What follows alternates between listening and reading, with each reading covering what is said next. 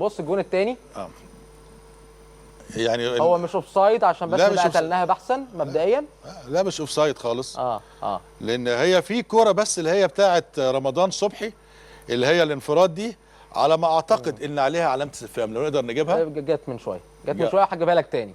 انت مش قصدك على الجون اللي اتلغى، الجون اللي اتلغى اوفسايد سليم. لا في انفراد رايح رمضان صبحي هو والجون. هيجي حاله. هي دي هو ده.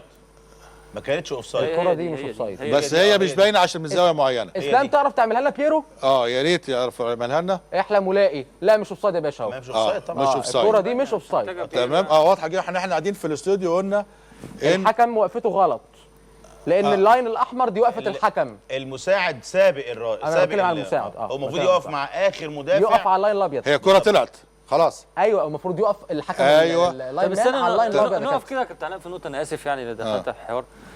الكره دي لو كملناها يا كابتن طارق وراح بقى انفراد وحصل ضربه جزاء مثلا، كابتن جهاد جريشه هيشوفها ازاي؟ ما هو لازم اللاين مان يشوفها. لا انا بتكلم على وقفه جهاد جريشه نفسه. ارجع كده ارجع شوف جهاد جريشه فين. بس جهاد جريشه بيصفر. لا بس ده الكادر بعيد قوي يا كابتن. بس بص يا احمد، انت بتتكلم في ايه؟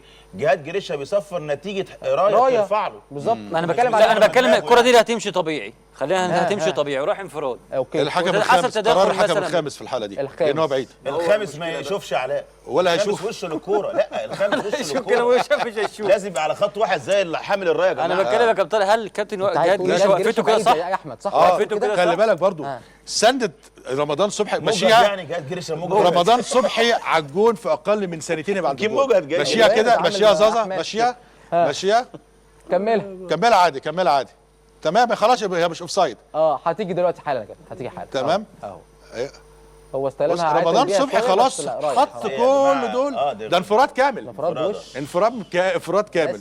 تمام. فيعني كانت ممكن تعمل مشكله. هذه كلها احنا يعني لقطناها واحنا قاعدين بصراحه. مع ان سمير جمال عليك. انت عامل واحده اوفسايد للنادي الاهلي يا جماعه، اي حكم ممكن يعديها. تمام. اللي هي جول اللي جابه جيرارد. يعني هو دي خطا والثانيه بتاعت الجون اللي اتلغى سليمه 100%.